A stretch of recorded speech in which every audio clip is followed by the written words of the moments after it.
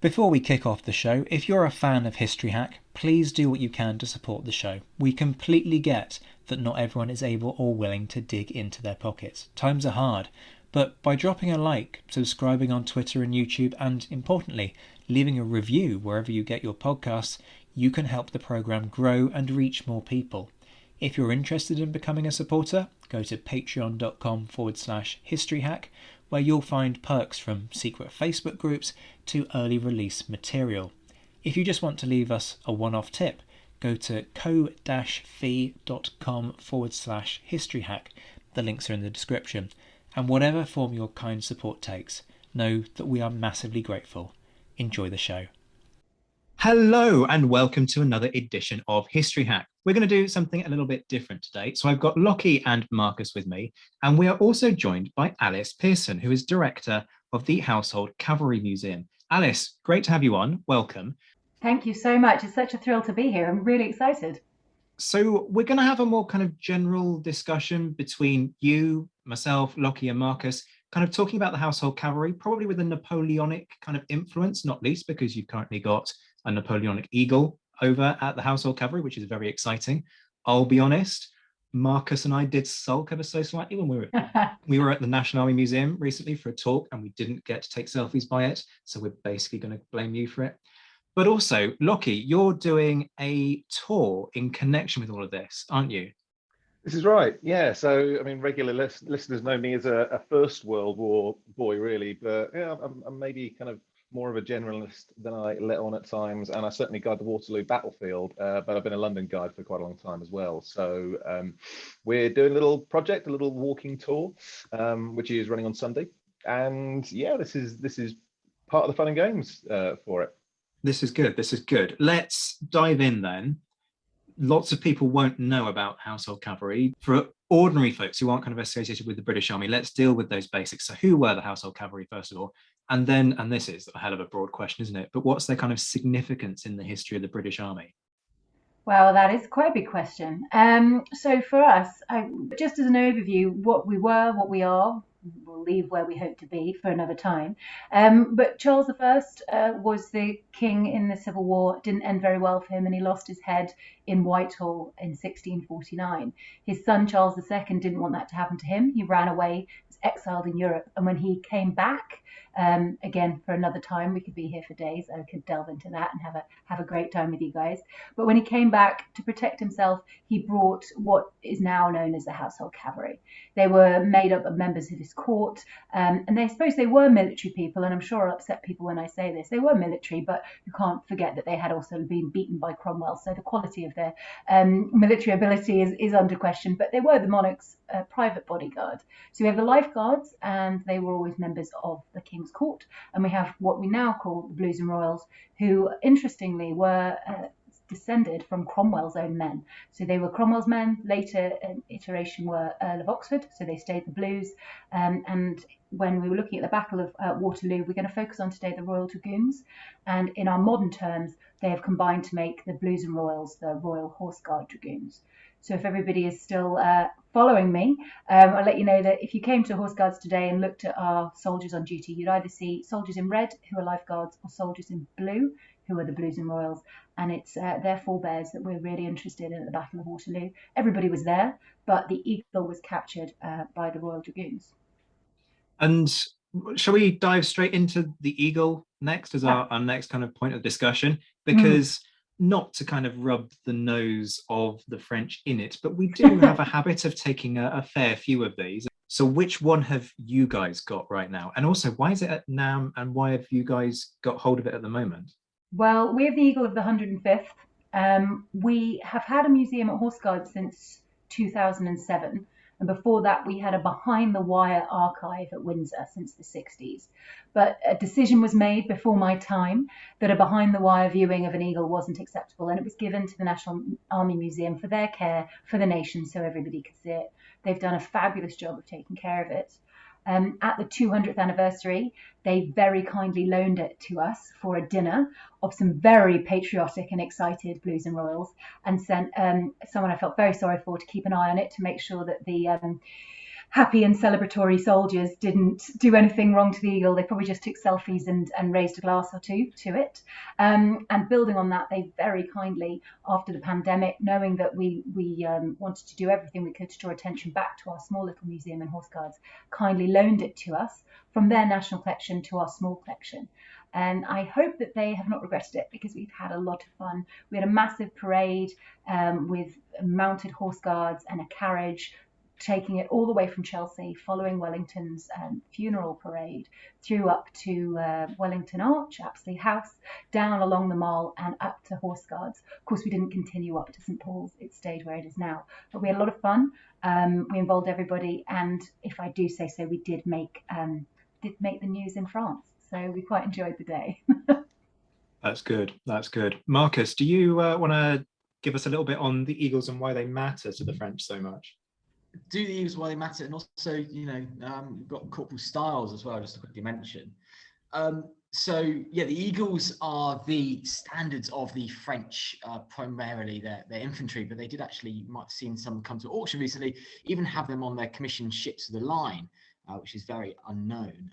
But they did actually, the eagle represents the kind of the pinnacle of the emperor, the imperial court, Napoleon Bonaparte, and they were revered items. They were really sacred. By the time we've got to Waterloo, and just the 1st Battalion of the French infantry had them for each regiment. By this point, they typically had 3 battalions to a regiment. That changes wildly before there's anybody jumps out and shouts at us.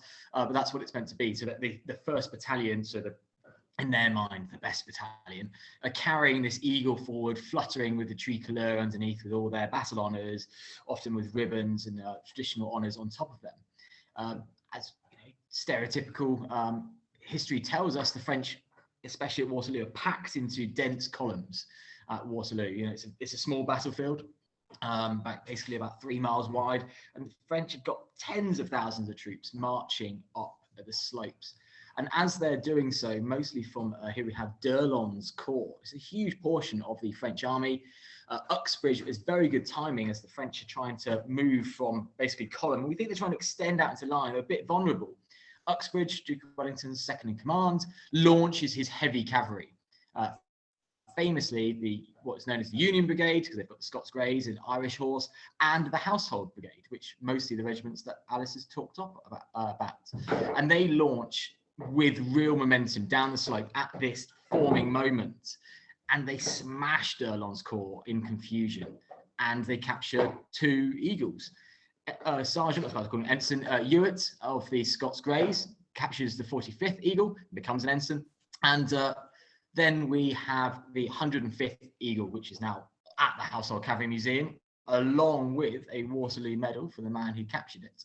And there we have Corporal Styles, an incredible man, given some of his background. I think he was a bit of a giant and had a really quite tumultuous career.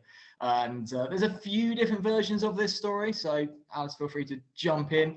But apparently he rides into the middle of the 105th, fighting for it along with his officers. There's a real good account of bayonets being thrust at hips and smashing down through French shakos. So it's not an easy capture. And he takes it, and his squadron leader sends him to the rear, where it's still revered today, rightly so, as an act of bravery and gallantry within that battle. And the Blues and Royals still wear it as a arm badge, as one of their honours. So it's a huge part of the kind of the Household Cavalry honour traditions. And the Scots Greys, Scots Guards as they now are today, have their eagle as their cap badge. So the French eagle actually has quite a big significance within the British Army today.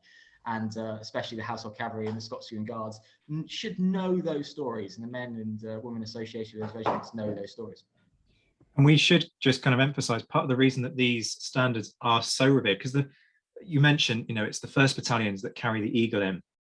The other battalions, they have their battle flags, they have battle standards, but the eagle is presented in person by Napoleon. It's physically handed over. He has touched it.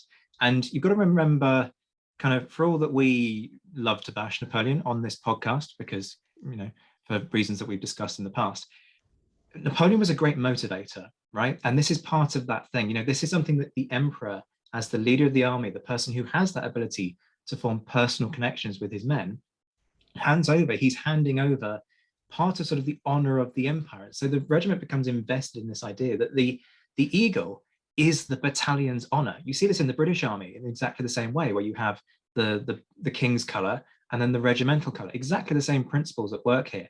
But then, as you say, when it comes to Waterloo, you get the French ultimately losing 2 of these eagles within d'Erlon's corps in that impeccably timed assault. And you mentioned how d'Erlon's corps is probably in the process of trying to sort of unfold as it's on the cusp of gaining the Allied ridge.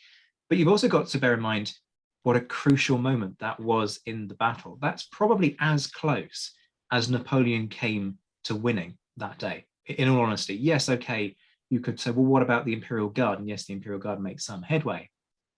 But the Allied left flank was breaking. That's why the Union and heavy cavalry brigades had to go in, because the Allied left was crumbling. And as you say, it was impeccably timed. A number of the units had just come through hedges, so they were disordered and they were trying to get themselves back into formation, and they just cut through. But what you've sidestepped mentioning there, Marcus, is of course the downside to all of this, which is that they overextend. Alice, I'm interested in your take on that, because when you're telling the story of this eagle, you've got the what we just described, that attack going in by that cavalry charge going in, but at the same time you've got the aftermath to that attack. So initially it's incredibly successful.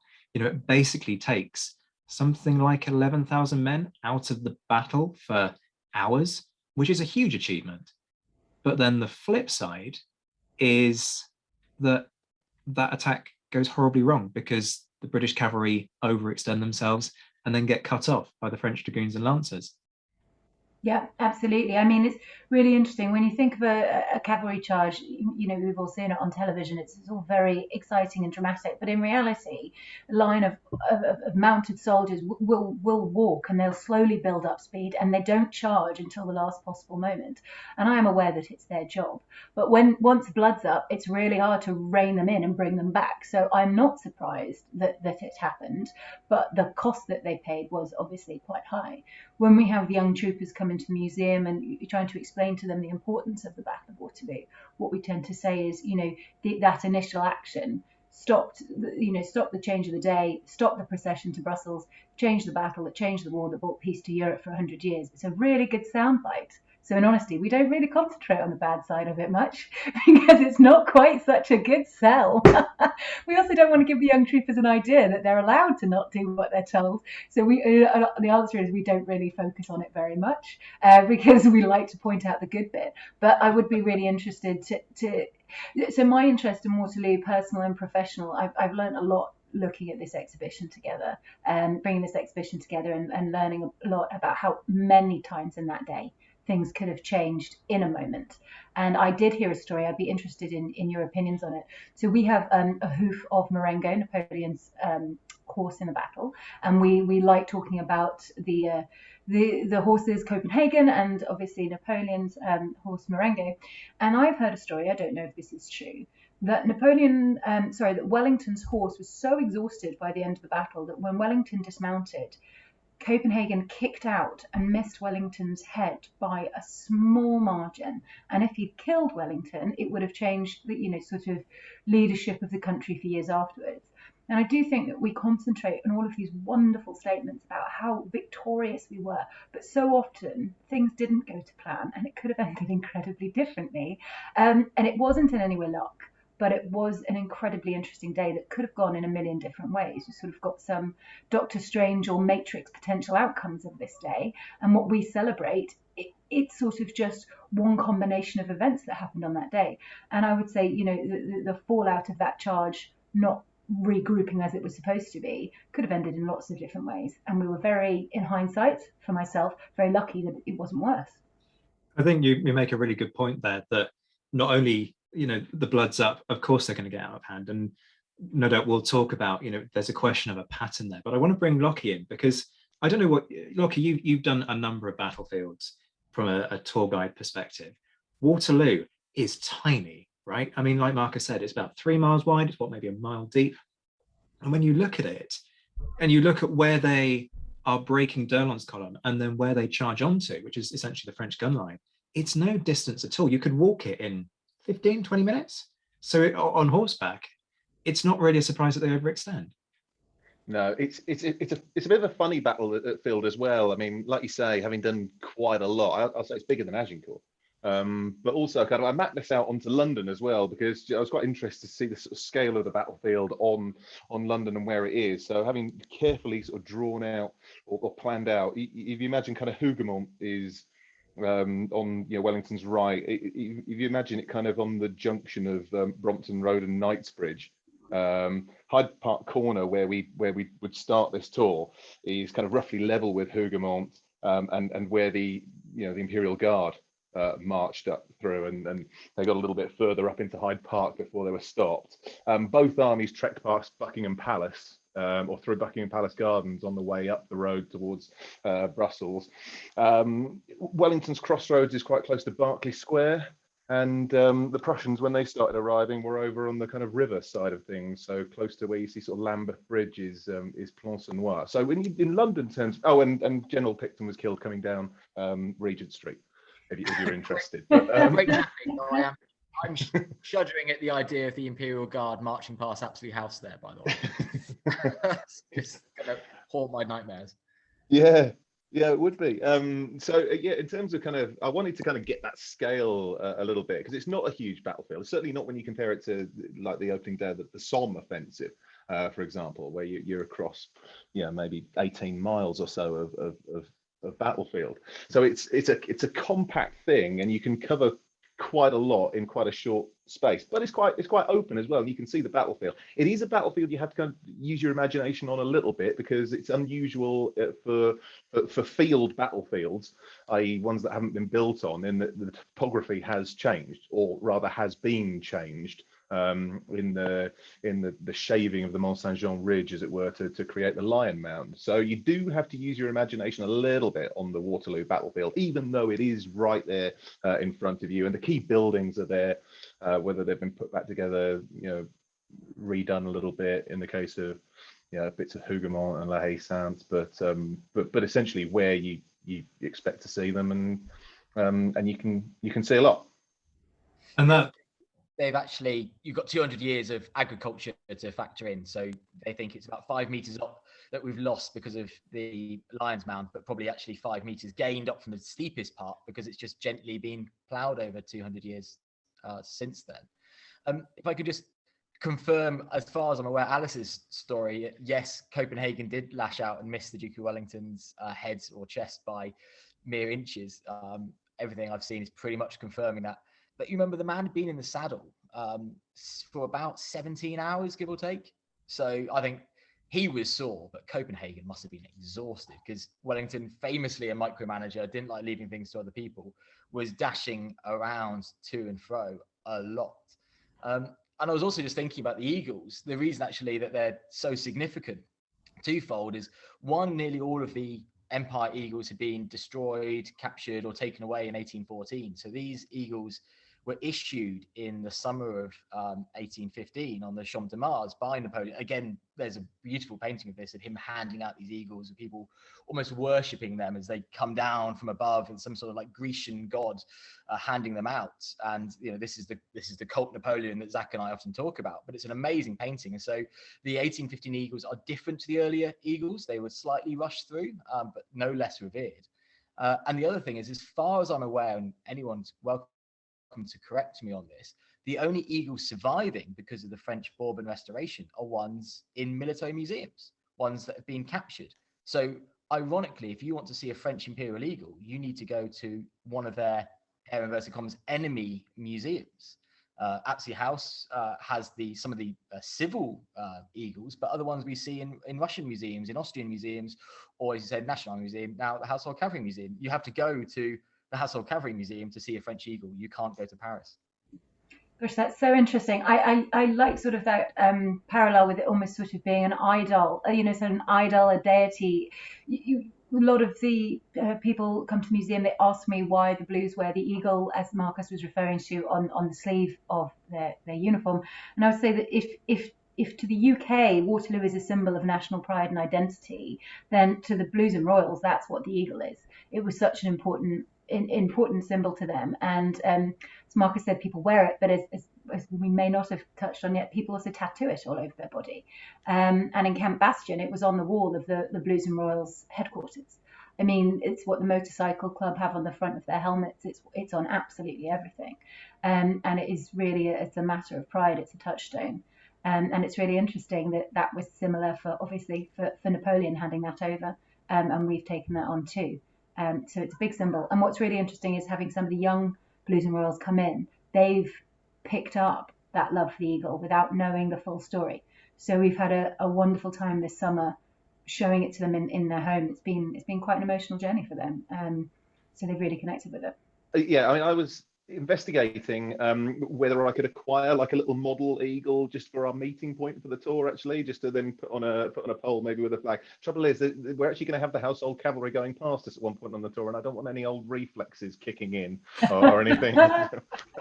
They would definitely take that off you. And it's interesting that you say that, because I'm not leaking this. It came out last year publicly, so I can tell you. When the museum opened in 2007, we did a pageant with a small recreation of Waterloo, and we had serving soldiers recreate it. And I'm not lying, a fight broke out. So the Queen was watching the pageant, and they were and they weren't very well behaved. So do you know what, Lockie? If you want to bring an eagle down, just let me know when you're doing it. I'm going to come down and watch, maybe with popcorn. We'll have a lovely day. The thing is, though, if nobody's met Lockie in person, he's like 6'3" and chunky rugby player.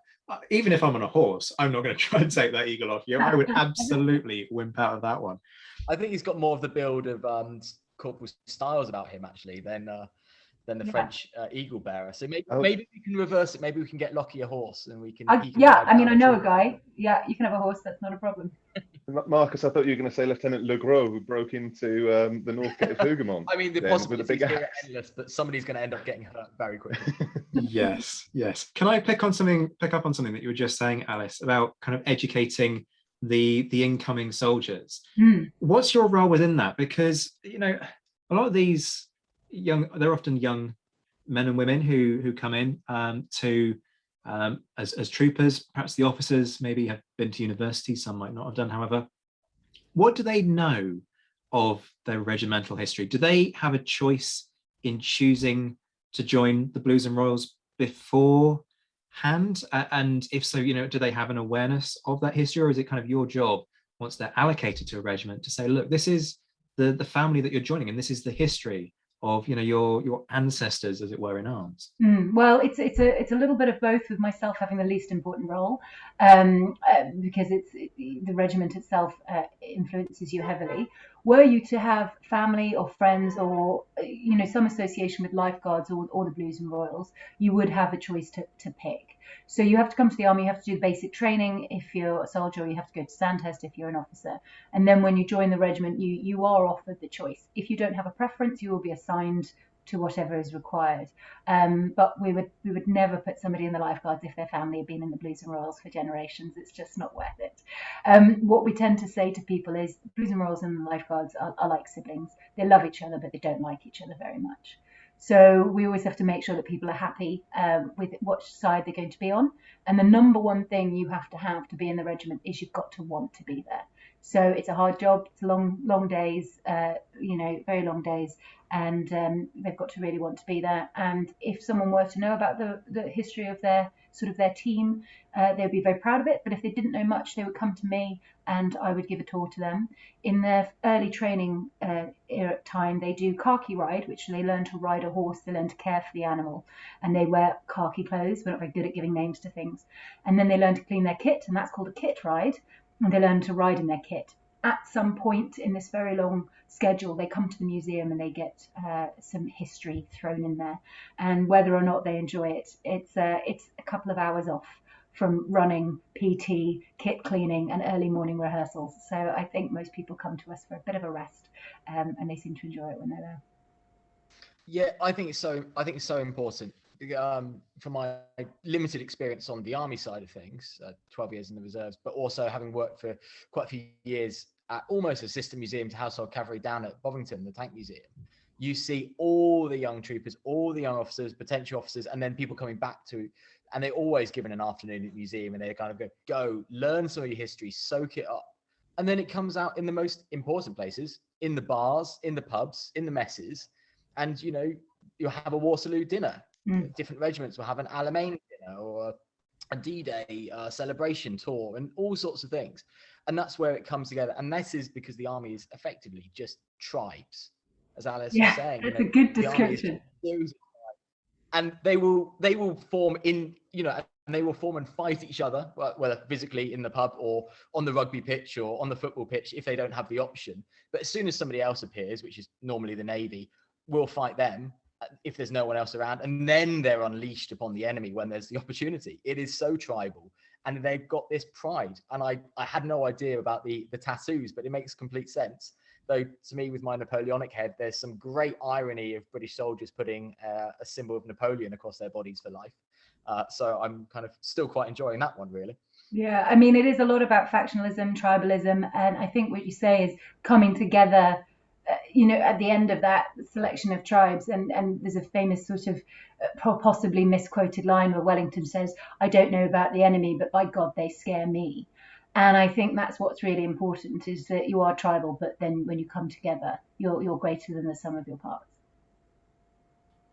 Can I pick up on something that you were just talking about in terms of modern day troopers, Alice, which was the care for the horses? Because, you know, a really integral part of the story of cavalry is, of course, your horses, right? And we often talk about the numbers of killed and wounded at Waterloo, but of course the horses suffered just as badly. The famous examples that we know of are usually people like Ney, where we, you know, talk about how many horses he had shot from underneath him. So what was, I don't know if this is something that you cover in the museum, but do you have a sense of how the care for the horses has changed, and, you know, the extent to which these animals suffered alongside the men that they carried? Yeah, absolutely. I mean, I was giving a talk to a veteran from the 60s the other day, and he was amazed at how well the animals were cared for. And I think obviously there's an ebb and flow of society and how used to having animals around us we are. I would say we're not used to having horses in the city now. We're probably the one place in the city where you can come and be guaranteed to see that. But, you know, in the early 1800s, there would have been horses absolutely everywhere. So I think people were better with caring for the animals because they did it more frequently. But the quality and ability now is better, and horse welfare, but also soldiers' welfare is better now. I mean, I wouldn't say there's much difference between caring for a soldier or caring for a horse, apart from the horses were probably more valued. They were very important. They cost a lot of money. They needed to be fed. The soldiers' food would, I'm not basing this on any record in front of me, but I think if it came to feeding the soldier or feeding a horse, you feed the horse first. If the horse can't carry you, if the horse can't charge, then, you know, that's a heavy weight to carry. The Battle of Waterloo is an interesting one because there are many stories about the number of horses shot from under people. But I think what you've got to remember is a war horse is part of a unit. So we were saying earlier that you know, Lockie's 6 foot tall. The reason that we would have 6 foot tall soldiers when we didn't have buses and machines and massive buildings, King Charles II said that our Irish draft horses, which are the horses that we ride, have to be 16 hands at the shoulder. They have to be dark black, and the soldier is generally 6 foot tall with a plume on top of their head. They were a one-man tank. They were there to scare you, and it's all part of the same beast that's charging towards you. So you imagine, you know, standing next to a horse now. Most horses that you see out in Pony Club are sort of 14 hands. Make that 16 hands, put a 6 foot soldier on top of it, make it 24 of them and charge at something. That's going to be quite scary. So they would have cared for the horses because they were so valuable. They were their tanks. I really like what you pick up on there about how actually there's an inclination to care more for horses than there is the rank and file, because certainly we have plenty of research that's been done recently. Ed Koss is the guru on this, who's looked at what nutritionally soldiers were meant to get. And let's just kind of consider for a moment, they didn't get what they were meant to get, right? That's why they're plundering a lot of the time. And nutritionally, they are burning far more than they're getting from their daily rations.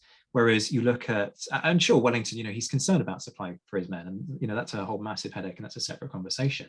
But when it comes to sustaining horses, he's got this constant worry about, distribution of oats within feed, and he's writing these letters to people about, so many handfuls of this and put in some of that, but don't use that type of freshly cut grass because that's going to create issues, and all of these things. So I think there is probably something in that. I mean, you'd need somebody who has done all of the research on, how horses are cared for during this period, but I think you're onto something there, certainly. Well, I would say that, something like 2/3 of the soldiers that signed up for Waterloo had no military experience. And though we do have examples of battles where we take non-military animals to take part in them, the World Wars being them good examples of that. If you have a war horse versus an inexperienced horse, there's such a difference. If that horse is not going to go into battle with you, I mean, obviously they're pack animals, they go with the herd, but there are certain things that a horse will not do, and you need to care for that horse to ensure that it does that very important job in a military capacity. Yeah, I mean, we see that coming forward into well, like I say, First World War is my lane really, and I think that there is this perception that the cavalry is done by the time of the First World War. It's not actually, and there's some good examples. All right, when trench warfare is kind of at its most static, there aren't very many opportunities for cavalry, but you see little flashes around the Battle of the Somme and at Arras, where at Arras you actually see the horse as a herd animal doing its herding thing, and so one unit rides off into action, another nearby unit gets a bit excited and charges off with them as well. And they're maybe not the cleverest creatures in the world. They're a bit predictable sometimes, horses, and this is what they do. But come 1918, for example, when you have the German spring offensives, and there's a real shock and awe element to the early stages of these spring offensives, massive artillery firepower that does a huge amount of damage to British Fifth Army. And almost blows resistance out of the way. And there's points where the Germans think, hey, there's nothing but green in front of us. We're going. We've broken through the British army here, and away we go. And all of a sudden, crack, whistle, pop, they're being shot at. Where the hell's that coming from? And well, a cavalry brigade has ridden around in front of them, and they carry quite a bit of firepower. First World War cavalry. They've got, the Lee Enfield rifle. All soldiers can fight dismounted by this stage, but they've got Hotchkiss machine guns, and they're bringing 18-pounder artillery by this stage as well. They're able to put a good amount of firepower down, which will at least halt a German advance long enough for infantry to catch up and get into a position. So cavalry absolutely have a role to play at that time too. They're not done.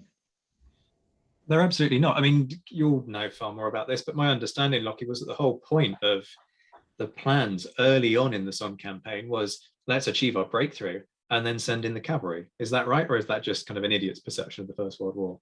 No, it's not. No, you had cavalry commanders there. Haig famously is a cavalry commander. He's not quite the donkey walloping idiot that he's claimed to be. He has some awareness of the realities of it all. And actually, sometimes his criticism is that the cavalry are a bit too close. Sometimes it's more often it's they're too far back to exploit anything, and there's a real careful juggling act. It's something he would always want to do, and you have flashes of it on the Somme, where you have a bit of open country for it's actually Indian cavalry to ride into, and you must have some of the unluckiest Germans in the entire battle who are actually killed with the lance in the Battle of the Somme as they go riding through between High and Delville woods and kill a few Germans there. This is not what they were expected from their day, clearly. So 1918 and fighting in a kind of dismounted capacity. I heard the comparison. It's almost worth thinking of them like almost short-range paratroopers. Cavalry in the First World War. You can use them to move a distance of a few miles very quickly, and then hold things for a while until kind of infantry and eventually tanks come in. Tanks do not replace cavalry in the First World War. They're in a very different role. It's really interesting hearing you talk about that different philosophy. Go on, Marcus. That was exactly what I wanted to pick up on. Just what Lockie was saying is that tanks don't replace cavalry in the First World War, but they very quickly do in the interwar period. We see a huge change from horsepower to the horsepower of mechanization. The cavalry very reluctantly give up their horses. There's certain ceremonies. I know the yeomanry actually snap some of their spurs because they're dismounted and they're basically outraged. That's the reserve cavalry. And some try to hold on quite a long period. They're led by the Royal Tank Regiment, who are always in armor. And slowly it starts to change to mechanize. And we see these big armored formations on Salisbury Plain of cavalry regiments in either light tanks to do some reconnaissance role. There's actually heavy tanks as well, or medium tanks predominantly for the British, ironically, these maneuvers go really well, and they're observed by the Germans, who see it and start to write the blitzkrieg from this, and the British are too reluctant. They start to put the troops back on foot when they can, when they should be putting them in trucks and pushing the warfare forwards and quickly. But we see that through the lineage today, that actually I quite like the fact that we rate the British Army regiments in the Household Cavalry, and the Household Cavalry are technically a little postscript within that. We rate them as armoured, heavy cavalry and light cavalry even today when they're in. So when you see the troops in the Jackal, which looks like a big off-road vehicle with a heavy machine gun or grenade launcher on top, we rate that as light cavalry. That's what we call them today. So we haven't gone that far, as the British Army doesn't like to give up history traditions, but they're known as cav, they're known as cavalry. That's who we've got. So the lineage like really follows through from the men and women now in the Household Cavalry, through to the men at Waterloo, and everywhere from the Bocage or the Somme in between. That tradition of charging at the enemy, whether that's going to be in a light tank and then put it in reverse because you're on reconnaissance, or if it's a heavy tank, a Challenger 2 going up to Challenger 3 and smashing through them, then you are just imitating the Household Cavalry at Waterloo and what they did. There's those kind of ethos is there, and if they're picking it up in a museum as much as a classroom, I think it's really interesting. But you say that because the Household Division's job is to protect the monarch at home or abroad, or at home and abroad, should I say. And how we split it now is when you're at home, you're doing ceremonial duties, and when you're abroad, you're doing operational duties. And our operation is all in CVRTs, light armoured vehicles, and that's a dual skill that all the soldiers, men and women, are trained to do. Whereas if you looked at a blank sheet of paper and you thought, what are two sides of the same coin, you probably wouldn't teach somebody to clean a horse, clean shiny kit, and then on the reverse take care of an engine in the middle of the desert. But that's how we see it because of the evolution, exactly as you've described, of mounted warfare. Can I ask about the Grenadier Guards? Because how does that work in terms of the rivalry there, as both have responsibility as guards units? So how does that dynamic work? Are we back to kind of the tribalism there, or is there a kind of, okay, you boys like to think that you're all that, but actually we've got the horses, we're much better than you? Definitely, any chance for rivalry and tribalism, we're gonna snap that up. So the Household Division is made from seven parts. So you've got you've got Scots, Irish and Welsh Guards, then you've got the Coldstream and the Grenadiers, so that's 5. And then how we would describe it, you have the highest ranking 2, and that's us. So we are the Life Guards and the Blues and Royals, mounted on horseback, best of the best. Yes, I think different people tell the story in different ways. We even have 2 museums. We work very closely with the Guards Museum at Wellington Barracks, but they represent the 5-foot Guards. I almost said the 5-foot tribes. I don't know what I'm getting into now. The 5-foot Guards, and we are the 2 mounted. So again, we're more like cousins instead of siblings. Love each other because we have to, but yes, tribal again.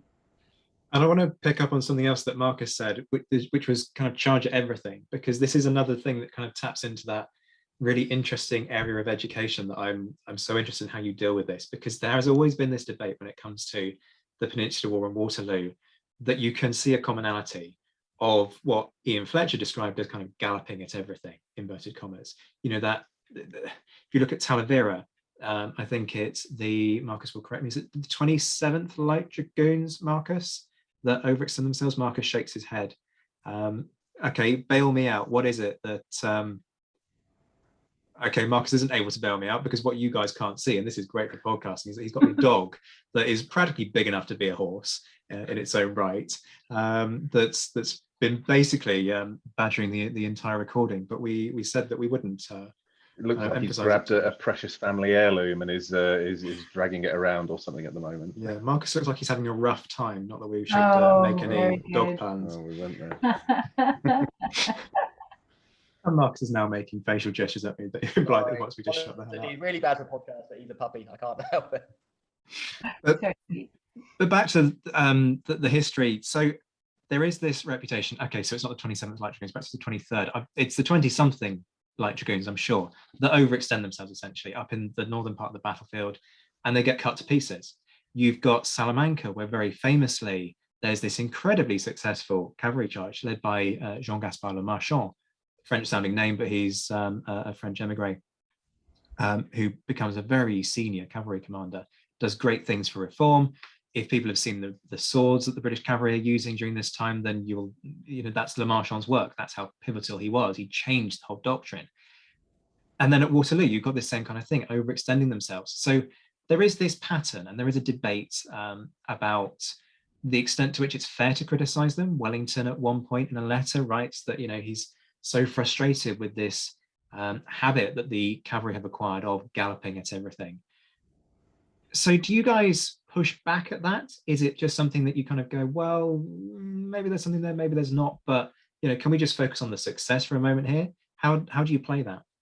Well, we're very good at focusing on success. We're sort of several regiments due to nothing more glamorous than military cutbacks. There was a 1st and 2nd Life Guards. The Horse Guards are slimmed down from a wider grouping. And in response to that, we say we've been at every major battlefront for the last 350 years. I mean, we can twist anything into a positive. But I would definitely say there is a tradition of overcharging. Civil War, Battle of Edge Hill, Prince Rupert overcharges, goes for the money chain. That's a cavalryman right there, isn't it?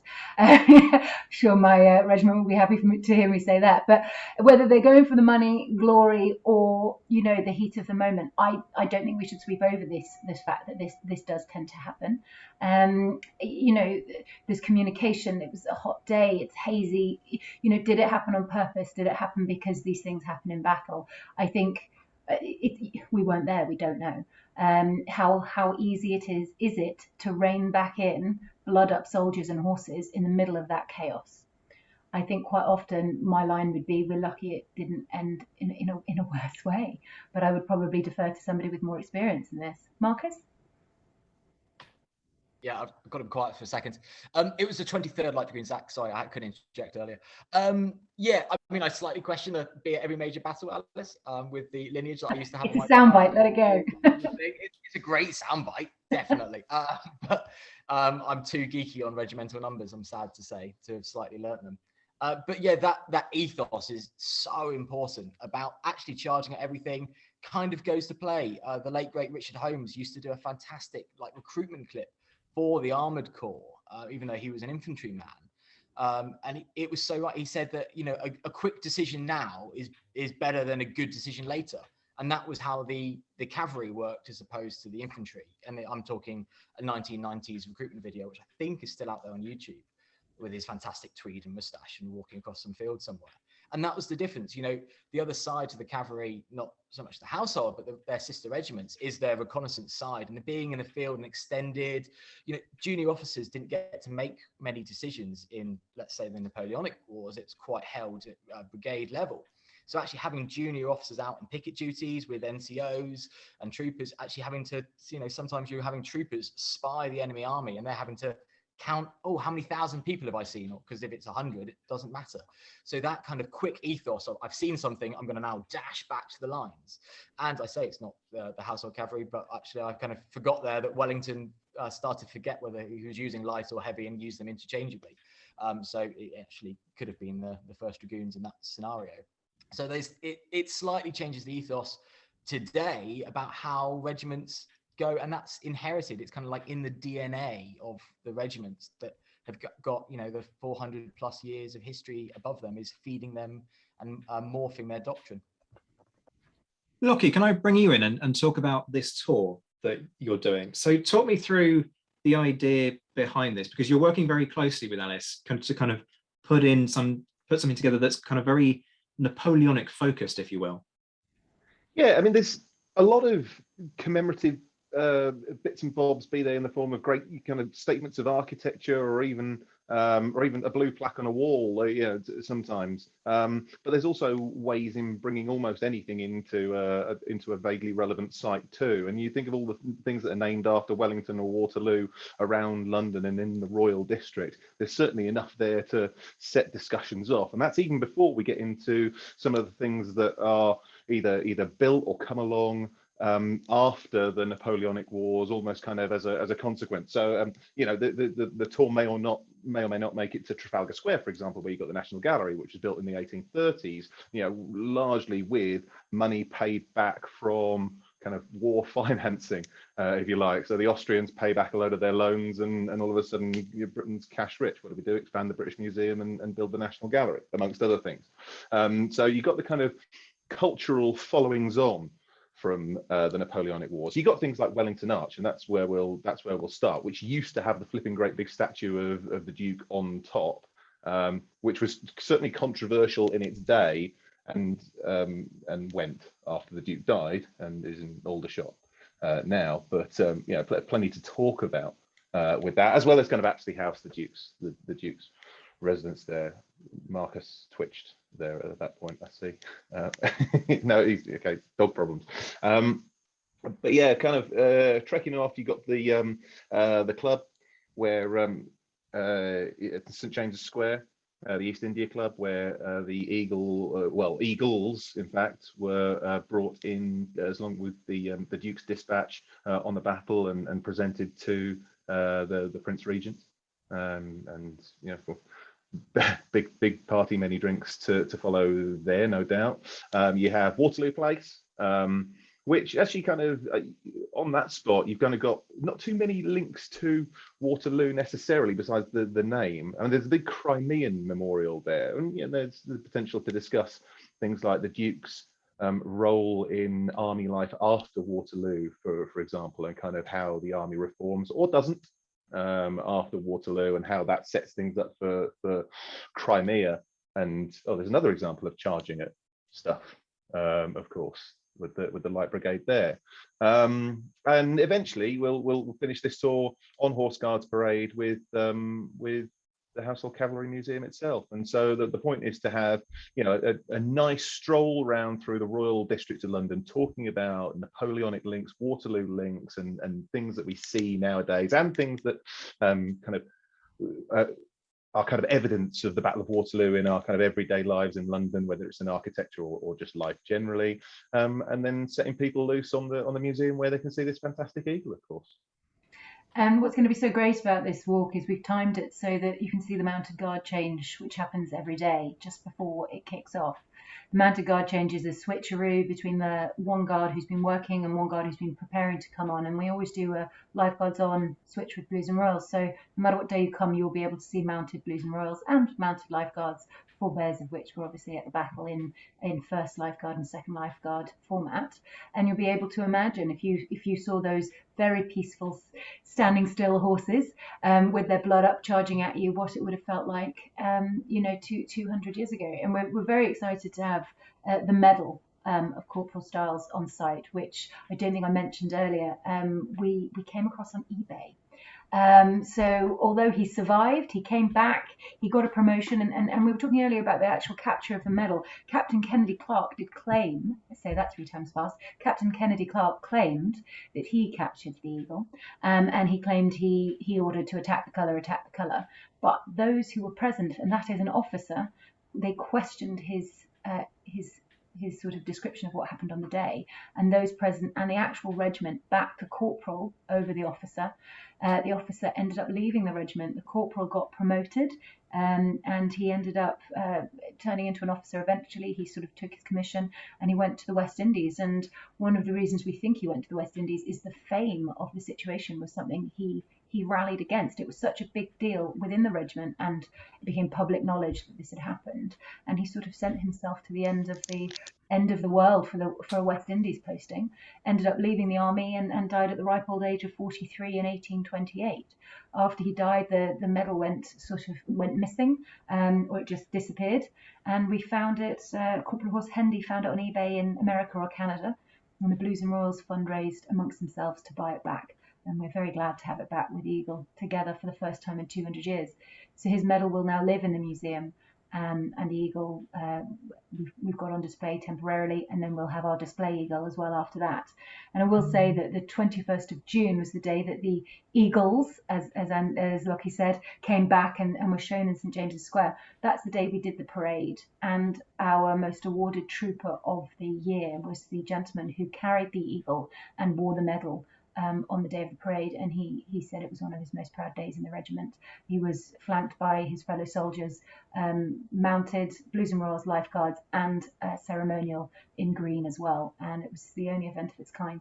And it was an amazing day. So we hope people can come down and see all of that, culminating with the walking tour and the exhibition while it's still on. What an incredible bunch of stories. Not least, you found this medal on eBay of all places. And then you crowdfund within the regiment to get it back, which is just fantastic. I'm staggered that he took a West Indies posting because, I mean, that's a graveyard posting, effectively. For folks who aren't familiar, the issue of disease was so prevalent out there that if you went out there, you didn't really expect to come back. And part of the issue that the West India regiments had, or regiments that were being deployed out there, was that everybody wanted to get a posting somewhere else because they didn't fancy their chances. That's staggering that he was. He commissioned, and it was his choice. And I think that goes to show what a big scandal it was at the time. The officer Kennedy Clark, as I said, he left the regiment, which is a big scandal in itself. And this would have been public knowledge. I mean, I've not, got any reports, but socially, the conversation would have been all over London that this had happened, and the question about, who to believe would have been a big issue. And General Barney White Spunner says it's Corporal Styles, and I would never question General Barney White Spunner. So he's got my vote. Wow, that's remarkable. So how long have you got the actual Eagle for? The actual Eagle is with us until the end of September. So if you come down to the walking tour, you'll get to see it on that day. But the time window is closing.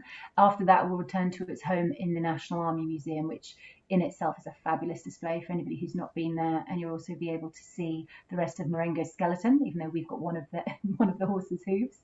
So I think whether you see it on site with us or back at the NAM, you're going to have an amazing visit. But it is temporarily with us next to the medal for what will likely be the only time in its life in this century. So we do hope people can come down and see it sometime between now and the end of the month. And I really do want to urge people to not only book to go on Lockie's tour, but also to go and see the Household Cavalry Museum, because you've had a really tough time of it due to COVID, haven't you? It's been crazy. We closed down in March 2020, as did everybody else. And I remember at the time thinking, we were 2 weeks before Easter, or before the end of the financial year, and 2 weeks was going to be difficult. And then we managed to trade for 6 days that year. That was from the financial year from April to April. We're back open now a couple of days a week, and we'll be opening little by little as much as we can. We hope that things pick up by Easter 22. We have a lot on, and one of the things that we've seen as a bit of a silver lining is we've had a little bit more time to develop ideas, and being a military museum, we've titled these topics campaigns.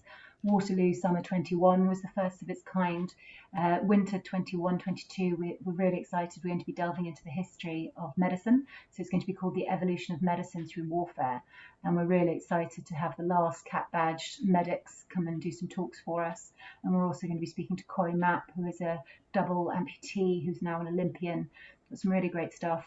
But what we are hoping to do is every summer to come back to Waterloo, because it's such a fascinating topic. So this year we're looking at the Eagle and the Medal. Next year we'll find another topic, hopefully archaeology, and we'll keep coming back to it if there's an appetite for it. We've definitely got the content.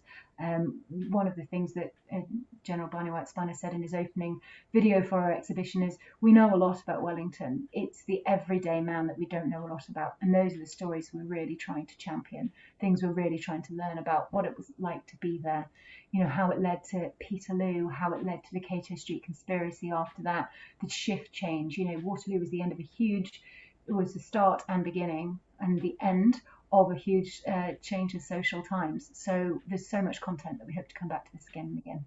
It's a story after my own heart in terms of research interest. And Lockie, I suspect this is the case for you.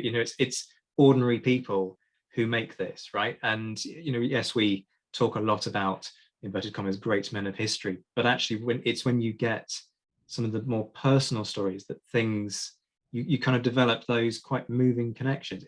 I'm guessing, please correct me if I'm speaking on your behalf there, Lockie, but is that the case for you? Yeah, absolutely. I like how things kind of spin on and how history looks at them differently as time goes by as well. And, and a lot of kind of my work will be kind of with the monuments that come along after these things. And I often find you you can find out more about the people who put the monument up sometimes than you can about the people that the monument is supposed to create, to remember, as it were. So yeah, kind of the way that kind of different historical events, shape times, and then the way we look back on them as well is fascinating to me too. Alice, where can folks find out more about what you guys are doing? In case people don't know, where can they find you? Go full kind of advert on me. Go for it. You've got.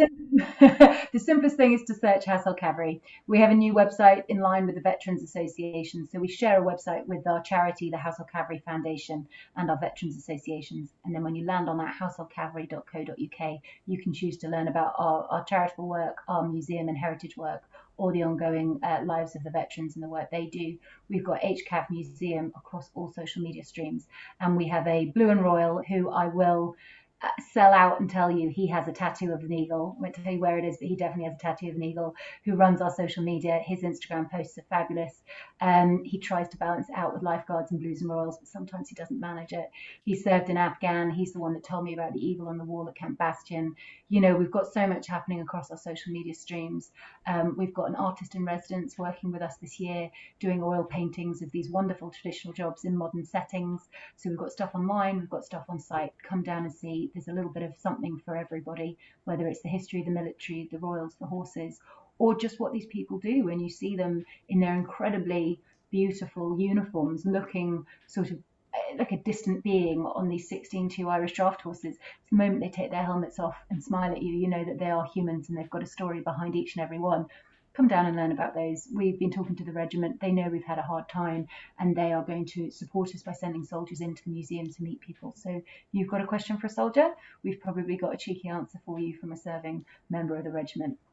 That sounds perfect. And Lockie, your tour, how do people get tickets for it? Because Lockie knows his eggs, right? I'm deliberately being polite here because we're doing a professional kind of keep it clean history hack. You know what you're talking about. You've been doing this a long time. You've guided Waterloo.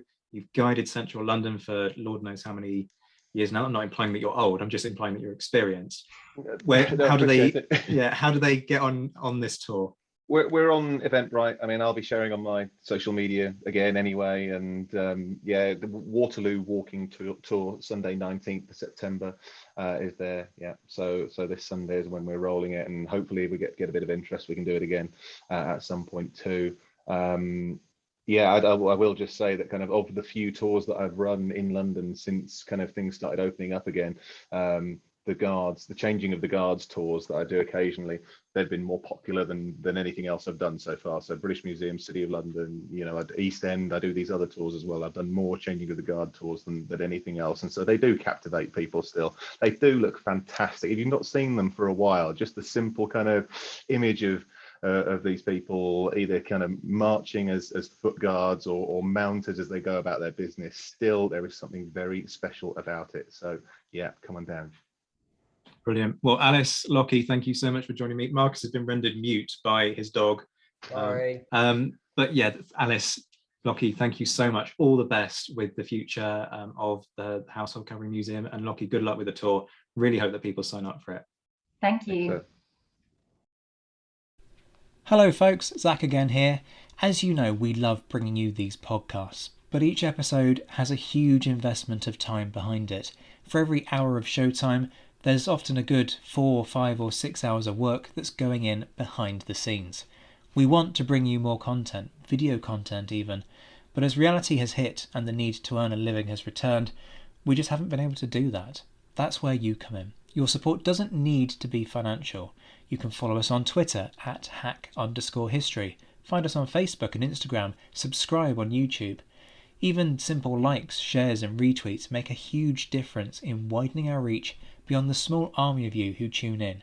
And if you love the show, leave a review. If all our listeners were able to find the 2 minutes to do that, it would massively increase our reach. Of course, we totally get that times are hard and money is tight. If you can spare something and want to, there are different ways that you can help. If you want to become a regular supporter, check out patreon.com/historyhack. There are all kinds of perks across different levels of support, with prices starting at £3 a month. If you just want to send us a one-off tip, then visit ko-fi.com shop.com/historyhack. The links are in the description to this episode. But importantly, also have a think about supporting our listeners. The hour they spend with us is a minuscule fraction of the time that they spend researching and writing their books. With that in mind, we set up the History Hack bookstore, where you can support both them and us instead of funding Jeff Bezos' next trip into space, which is what pretty much happens when you buy via Amazon. Again, the link is in the description, and we have a huge back catalogue of titles written by our guests. When you buy via uk.bookshop.org/shop/historyhack, we get a percentage, and so do independent booksellers. Whatever form your support takes, we massively appreciate it. So from Alex, Boney and me, and the rest of your Down the Pub regulars, thank you, and have a great day.